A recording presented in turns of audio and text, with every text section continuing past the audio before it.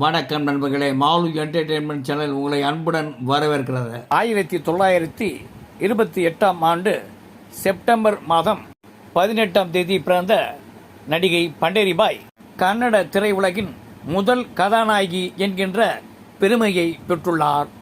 தமிழ், தெலுங்கு, கன்னடம் என 1000க்கும் மேற்பட்ட படங்களில் நடித்த நடிகை பண்டரிபாய் மக்கள் திலகம், பொன்மனச்செம்மல், எம்ஜிஆரது படங்களில் அன்னையாக நடித்து தமிழ் திரை உலகிற்கு பெருமை சேர்த்தார் நடிகை பண்டரிபாய்.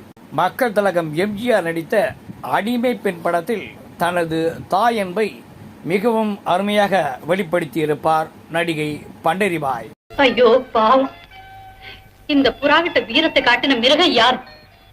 அடுத்த காட்சியில் வில்லன் நடிகர் எஸ்.ஏ. அசோகனிடம் கோபமாக பேசும் பண்டரிபாய். நீயா? நன்றி, வணக்கம்.